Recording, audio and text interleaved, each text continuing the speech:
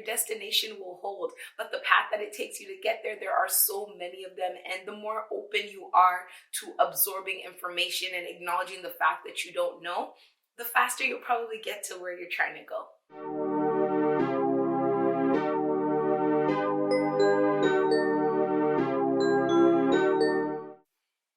Hey friend, welcome back to my channel. Today we're going to be talking about my entrepreneurial journey. May 17th will be 3 years since I officially incorporated my business, and it's been a little more than 3 years now since I quit my job to pursue entrepreneurship. I did that in February of 2019, so it's about 3 years and 4 months since I did all of that. It has been a crazy journey, a beautiful journey, and one that I think could be of benefit to those of you who are deciding to take that leap or have already taken that leap and just need a little bit of context and perspective. So in 2019, I quit my job because I was done. I was emotionally done. I was physically done. I was uninspired, and I felt like I had gained everything to gain from there.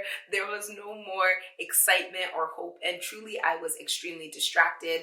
I would be writing poetry on sticky notes and folding them into my bag all the time. I was thinking of business ideas and all of these things I wanted to do. And if I'm being honest, my morale at work, my energy level, and probably eventually the quality of my work would have continued to diminish if I didn't get out. When I left, I decided that things I wanted to do were 1, start speaking, 2, write a book, 3, start a podcast, and 4, consult. These were the 4 pillars on which I justified getting out of that job and going it on my own. And thankfully, I have done all of those things. I have a Amazon best-selling poetry book called Through My Brown Eyes. I started a podcast called the Tokes Talks Podcast with over 160 episodes. And I've also started this YouTube channel by the same name. I have been consulting in the public, private, nonprofit sectors. I've been speaking and getting paid to really do everything that I love.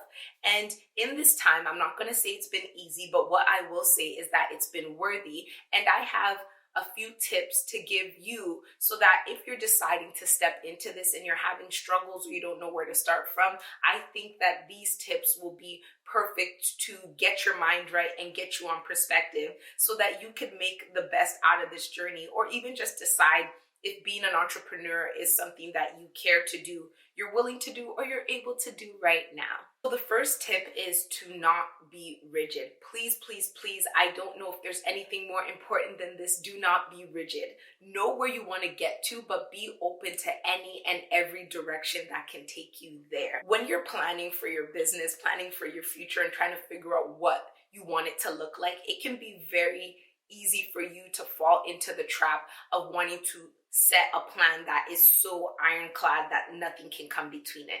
And that's not necessarily the best way to go, especially when you're entering into uncharted territory, when you're stepping into a line of business, a way of doing work, a way of living that you've never experienced before. It's important to not get rigid, because when you're rigid, it'll be hard for you to take advice. It'll be hard for you to be able to pivot. And in being so rigid with how you have to get there, the path you have to take, the things you have to do, you could end up slowing yourself down because you're not open to suggestions that can get you there faster or more effectively than the initial plans that you had made for yourself. The question I always ask myself is, do I want to get there my way or the best way? And understanding that those are not always the same thing. Be open to allowing the journey to go the way the journey needs to go. Be open to getting advice from other people. Be open to the fact that sometimes things will slow down, and that slow down is a part of building the momentum it takes to speed up and get to where you want to be. Just don't be rigid, because if you're rigid in this uncharted territory, you are going to miss out on a lot of opportunities, and you're going to be delayed unnecessarily because you don't want to look at things outside of the way that you have assumed to be the only right way. And as I said, your destination will hold, but the path that it takes you to get there, there are so many of them. And the more open you are to absorbing information and acknowledging the fact that you don't know, the faster you'll probably get to where you're trying to go. My second tip is to take the path of least resistance at the start. What I mean by that is, what is the easiest path for you to get started right now?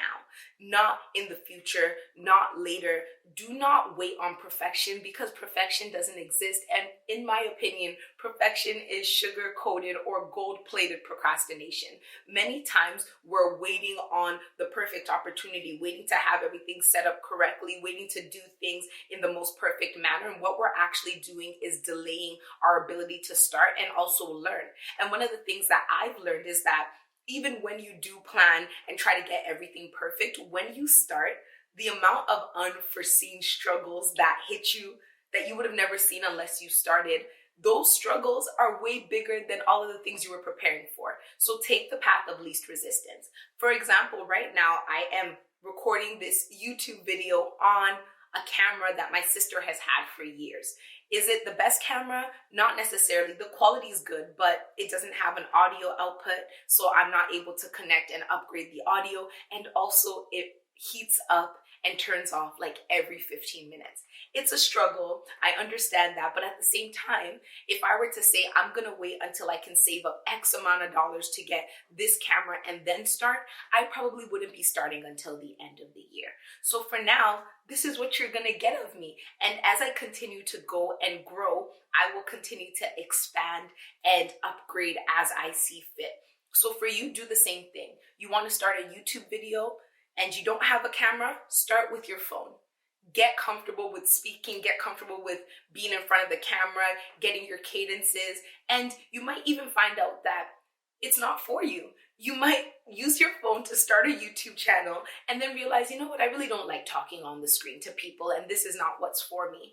And then what can you do? You pivot into something else. But if you were to wait and have spent thousands of dollars and then started and then realize that, hey, this is not what's for me, you would have wasted time and money on something that wasn't even worth it. So take the path of least resistance. You can continue to pivot and course correct and refine as you go, but you need to get going. When I started off as an entrepreneur, I didn't have much money. And my motto was either you have money or you have time. So since I didn't have money, I made all the time to be able to learn how to do the things that I couldn't afford yet to pay people to do for me. So with my poetry book, I learned how to use Adobe Illustrator. I used a trial version of it to create my cover page.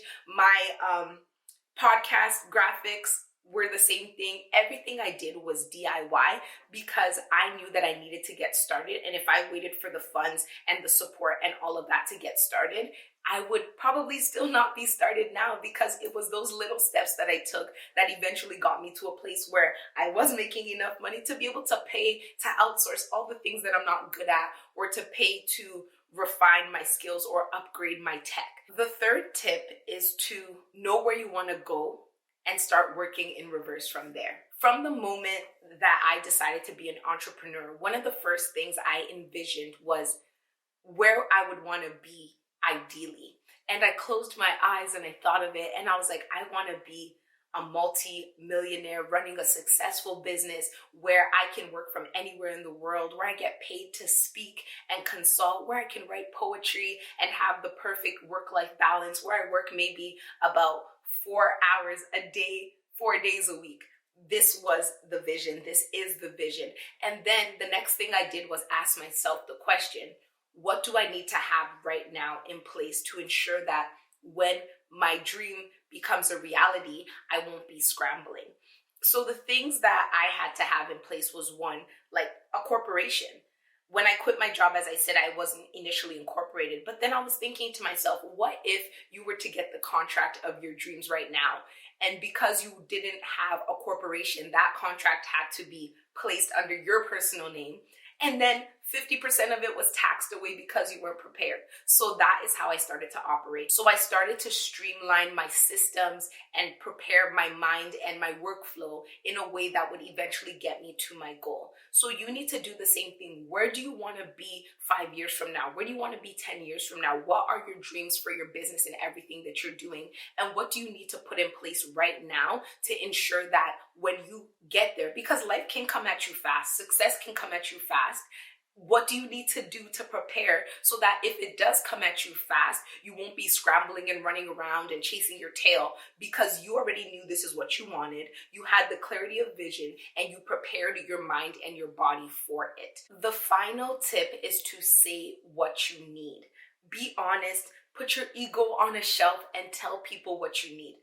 The opportunities I have right now that are leading me towards having my first six-figure year started with me telling people what I wanted, telling them what I did, telling them what I was interested in, telling them to keep me top of mind for opportunities. The way that opportunities that started off with me having a one-off conversation with my friend have trickled into me getting to where I am now is something that cannot be denied. I did not get to where I am now just based off of my grit and my drive and my vision, because it's really who you know, unfortunately. And if you don't know anyone, it makes it very difficult. And if you don't speak to anybody about what you want from them or how you could maybe leverage their communities, you are going to lose out on so many opportunities. So please keep speaking up. Tell people what you need. Tell people what you need. I remember telling one of my good friends that I was looking to get into diversity and inclusion consulting and that I didn't know how to get in. And she was already in the inclusion space, in the coaching space. And literally one day she sends me a text message and says, there's a consulting opportunity that I got an email about. It's not being put out publicly and they're asking us to put people's names, and I put your name down. That was my first three-figure an hour gig.